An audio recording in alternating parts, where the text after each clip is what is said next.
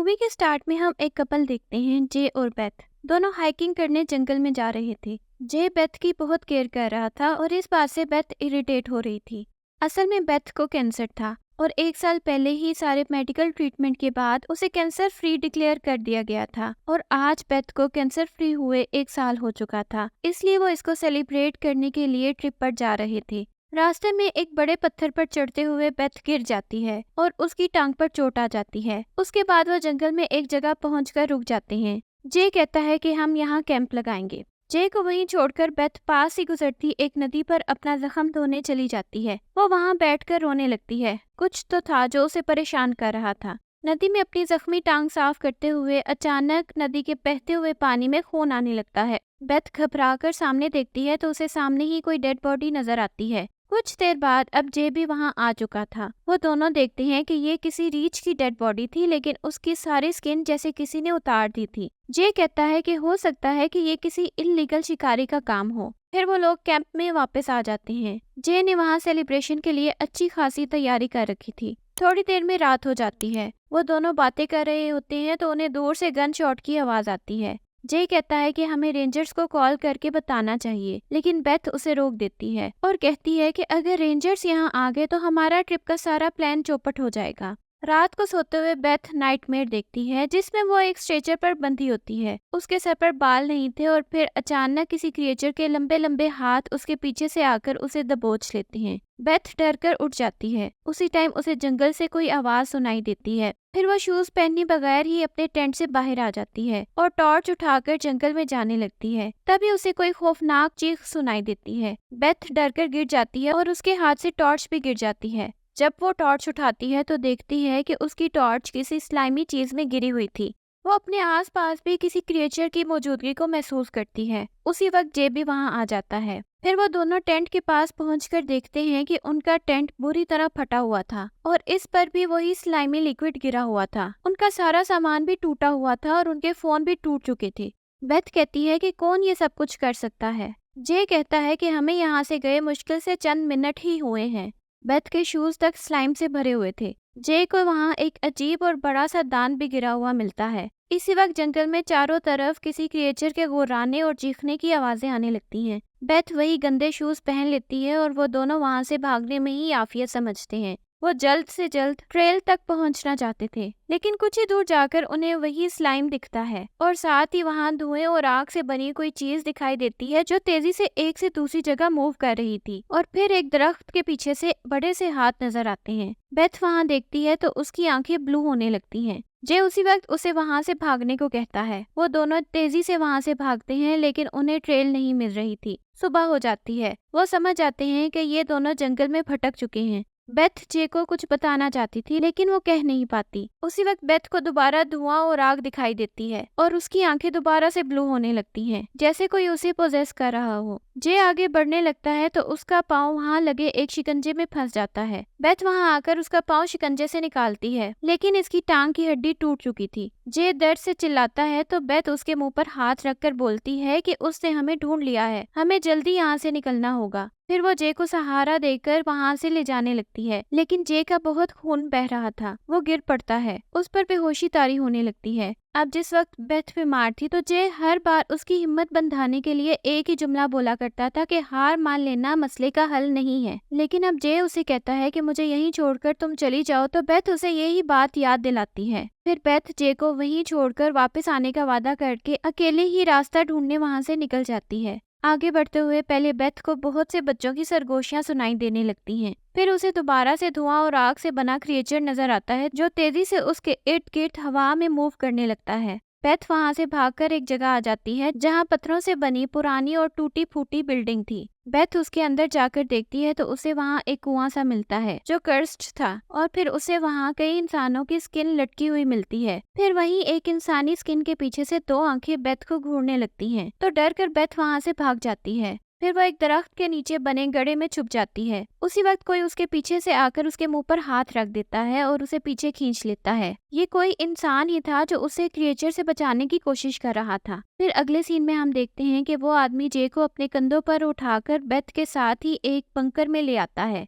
ये bunker underground था। Beth देखती है कि वहाँ कई लोगों के ट्रैकिंग बैग्स और ढेर सारे जूते पड़े हुए थे। वो आदमी बताता है कि उसका नाम क्विन है। फिर वो आदमी बेथ को एक फर्स्ट एड किट देता है ताकि वो जे की बैंडेज कर सके। लेकिन जब जे तकलीफ से चीखता है तो क्विन जल्दी से उसके मुंह पर हाथ रख देता है और कहता है कि तुम्हारे शोर से वो क्रिएचर यहाँ नीचे आ जाएगा। फिर वो खुद ही जे की हड्डी फिक्स करता है। दर्द से जे बेहोश हो जाता है। फिर बेथ उसका जख्म सी देती है और उस पर बैंडेज कर देती है। जब जे को होश आता है तो वो क्विन का शुक्रिया अदा करता है और पूछता है कि आखिर ये क्या चीज है। तो क्विन कहता है कि तुमने वेंडिगो के बारे में कभी सुना है? जे कहता है कि हाँ, मैंने कहानियों में सुन रखा है कि वेंडिगो जंगल में भटक जाने वाले इंसानों को पोजेस कर लेता है, इसीलिए हर साल अमेरिका के जंगलों में हजारों इंसान गायब हो जाते हैं। क्विन बताता है कि ये एक स्किन स्टीलर है जो यहाँ जंगल में खो जाने वाले इंसानों को मारकर उनकी स्किन उतार लेता है। फिर जे वो दांत निकालकर उन्हें दिखाता है जो उसे कैंप साइट पर मिला था।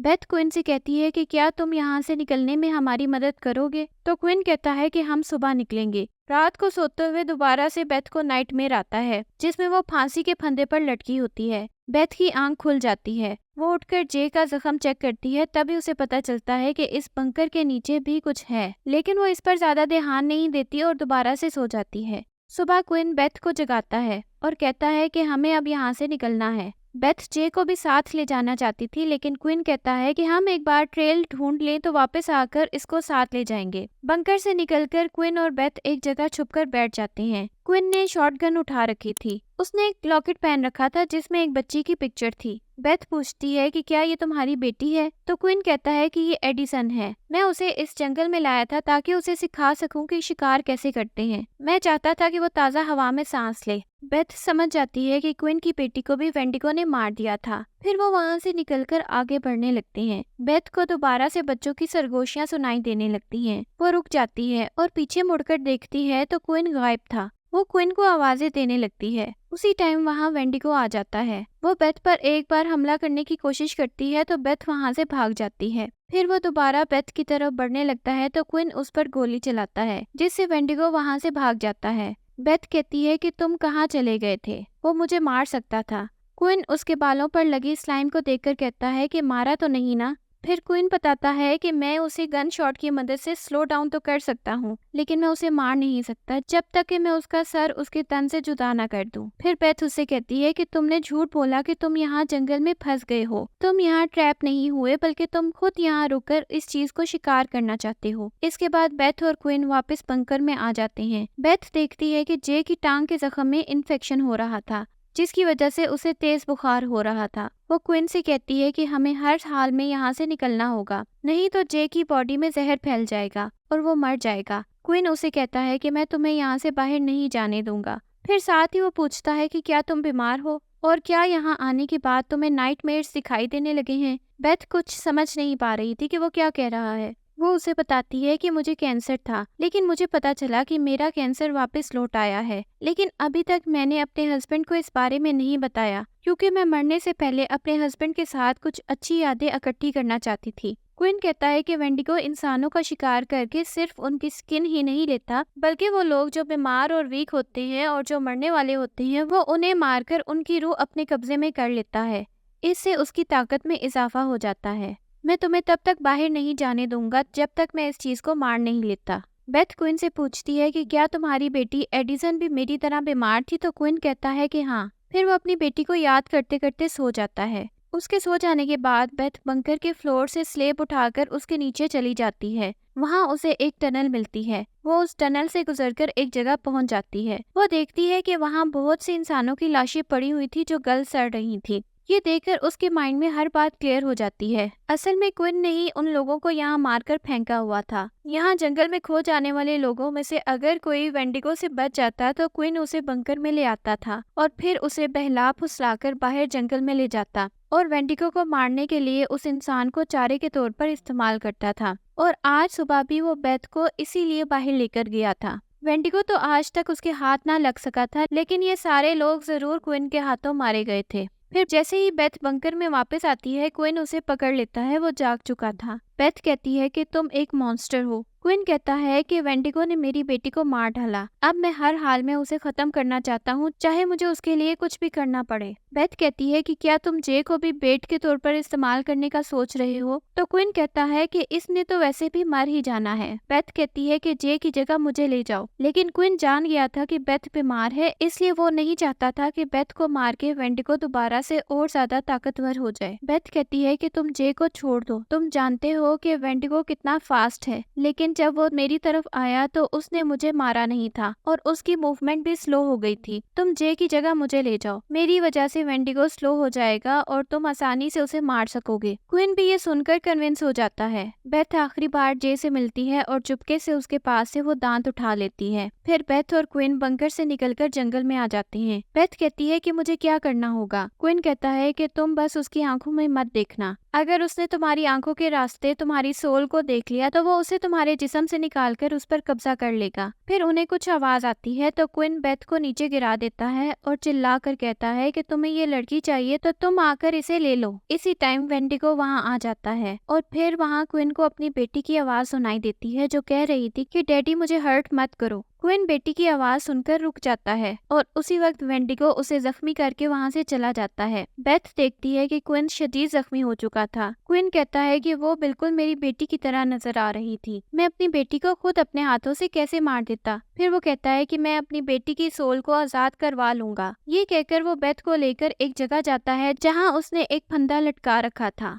और वो अपने सारे शिकार यहीं लाकर वेंडिगो के सामने चारे के तौर पर पेश करता था। वो बेथ को भी गले में फंदा डालकर एक लॉग पर खड़ा करवा देता है। बेथ उसी टाइम अपने हाथ में पकड़ा हुआ वेंडिगो का दांत क्विन की गर्दन में मार देती है। क्विन जान लेता है कि अब वो बच नहीं पाएगा। वो अपना चाकू निकालकर बेथ को पकड़ा देता है और वहाँ से चला जाता है। बेथ उसी चाकू से बड़ी मुश्किल से रस्सी काट लेती है और नीचे गिर जाती है। क्विन थोड़ी दूर जाकर गिर जाता है। वहाँ वेंडिगो आ जाता है और उसे खींचकर ले जाता है। बहुत देर बाद बेथ को होश आता है तो वो वहाँ से भागती है। चाकू अब भी उसके हाथ में था, लेकिन वहाँ वेंडिगो आकर उसे भी खींचकर इस पुरानी सी बिल्डिंग में ले जाता है। वहाँ बेथ देखती है कि वेंडिगो ने क्विन की स्किन लटका रखी थी। उसी टाइम वेंडिगो बेथ को उस कुएं में गिरा देता है। बेथ को जब होश आता है तो वो खुद को वहाँ एक ब्लॉक पर पड़ा हुआ देखती है। वहाँ उसे एक पुराने पत्थर पर एक तस्वीर बनी हुई दिखाई देती है, जिसे देखकर पता चलता है कि पहले जमाने में लोग खुद किसी इंसान को सेक्रीफाइस कर दिया करते थे और वेंडिगो उसकी सोल निकाल लिया करता था। बेथ वहीं गिरा हुआ चाकू उठा लेती है। उसे वहाँ से बाहर निकलने का एक रास्ता दिखाई देता है। वो वहाँ से बाहर निकलने की कोशिश करती है तो वेंडिगो उसे उठाकर वापस फेंक देता है और फिर ऐसा बार बार होता है। बार बार गिरने के बाद बेथ को एक ही नाइटमेयर आता है, जिसमें वो देखती है कि वो जंगल में एक स्ट्रेचर पर लेटी है और क्विन उसके पास आकर कहता है कि अब लड़ना बंद कर दो, अब तुम रेस्ट करो। लेकिन बेथ कहती है कि मैं ऐसा नहीं कर सकती। उसके बाद वो फिर से उठती है और उस रास्ते से बाहर निकलने की कोशिश करती है, लेकिन वो फिर से वापस वहीं आकर गिरती है। आखिर में वो थककर इसी ब्लॉक पर लेट जाती है और कहती है कि ठीक है, मैं हार गई और तुम जीत गए। फिर वो आंखें बंद कर लेती है क्योंकि वो जानती थी कि वेंडिगो की आंखों में नहीं देखना। उसके बाद वहाँ वेंडिगो अपने पूरे रूप में आ जाता है। फिर वो बेथ का मुंह खोलकर उसकी रूह निकालना चाहता था। उसी वक्त बेथ उसे चाकू मार देती है और नीचे गिर जाती है। वेंडिगो दोबारा उसके पास आकर उसे अपने बड़े बड़े हाथों से जमीन से ऊपर उठा लेता है। बेथ उसकी बॉडी से चाकू निकालकर अब की बार उसके मुंह में मार देती है और जब वेंडिगो नीचे गिर जाता है तो बेथ उसके ऊपर चढ़कर बैठ जाती है और उसका सर उसकी गर्दन से अलग कर देती है। वेंडिगो मर जाता है। अब बेथ वहाँ से निकलकर बाहर आ जाती है। वो अब बहुत खुश थी क्योंकि उसने मौत को शिकस्त दे दी थी। उसे अब यकीन था कि वो अब कैंसर को भी हरा देगी। फिर वो वापस बंकर में आ जाती है। वो देखती है कि जे जिंदा है। सबसे पहले वो अपने जख्म साफ करके बैंडेज करती है। उसे क्विन के सामान से मेडिसिन भी मिल जाती है, जिसे वो जे को खिलाती है तो उसकी कंडीशन बेहतर होने लगती है। फिर वो जे की टांग को भी एक रॉड से सपोर्ट देकर बैंडेज कर देती है। उसके बाद वो वहाँ से कुछ जरूरी चीजें एक बैग में डाल लेती है। सुबह होते ही वो जे को लेकर बंकर से बाहर आ जाती है। जे अब काफी बेहतर था। इसके बाद उन्हें ट्रेल मिल जाता है और वो लोग जंगल से बाहर आ जाते हैं। इसके साथ ही मूवी एंड हो जाती है।